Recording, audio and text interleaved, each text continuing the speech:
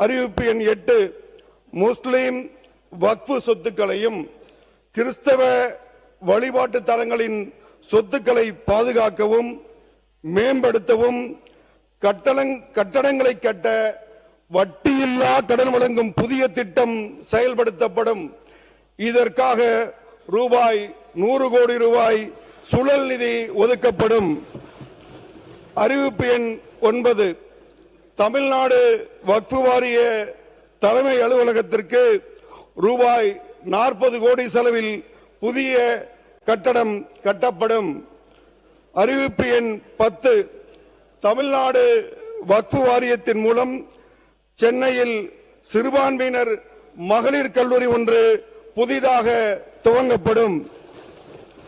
அறிவிப்பு எண் 11 தமிழ்நாடு வக்ஃபு வாரியத்திற்கு வழங்கப்படும் நிர்வாக மானியம் ரூபாய் 5 கோடியாக உயர்த்தப்படும். நன்றி. பேரவைக்கு ஒரு அறிவிப்பு முடிச்சிடலாம்.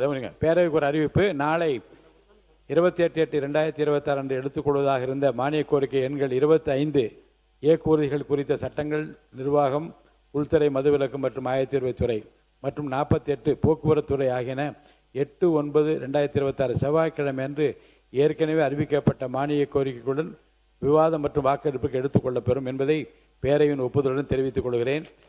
மானிய கோரிக்கைகள் மீது விவாதம். இன்று 2 மானிய கோரிக்கைகள் விவாதத்தில் வைக்கப்பட்டுள்ளன.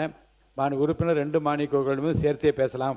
விவாதத்தை தொடங்கி வைப்பவர் மாண்புமிகு உறுப்பினர் திரு ராஜா அவர்கள். என்ன சொல்றீங்க?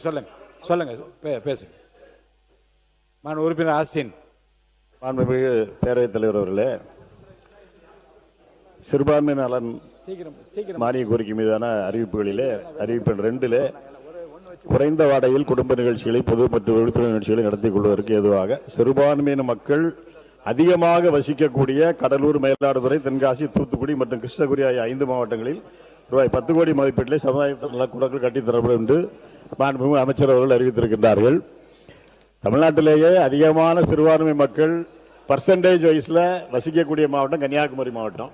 இந்த 5 மாவட்டத்தில் கன்னியாகுமரி மாவட்டம் விடுபட்டிருக்கின்றது. அங்கே தான் அதிகமாக சிறுபான்மை மக்கள், கிறிஸ்தவ மக்களுக்கு வசிக்கின்றார்கள்.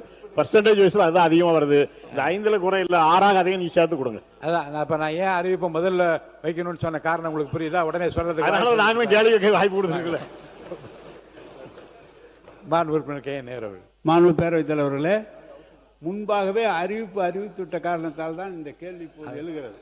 இந்த கேள்வியில பணம் ஒதுக்க முடியுமா? ஏற்கனவே தீட்டப்பட்டு பணம் இந்தந்த பகுதிக்கு இது ஒதுக்கப்பட்டு இப்போ புதிதாக இருக்கிறது வராண்டில் தான் எடுத்துக்கொள்ள முடியுமே தவிர புதிதாக எடுத்துக்கொள்ள முடியாது. எனவே அமைச்சர் பதிலுரைக்கு முன்பாக இதை அறிவித்தால் எந்த கேள்வியும் இருக்காது. அதில் அமைச்சர் பதிலுரைக்கு முன்பாக இதே நிலைமை தானே? இல்ல அப்புறம் கேட்க முடியாதுல்ல, உறுப்பினர்கள் கேட்க முடியாதுல்ல. இல்ல இருந்தாலும் கிடைக்க இல்ல கேட்கறதுக்கு கேள்வி உறுப்பினர் கேட்பதற்குரிய வாய்ப்பையும் இது உருவாக்கி தருகிறது என்பதில் நாம் மகிழ்ச்சி அடைய வேண்டும்.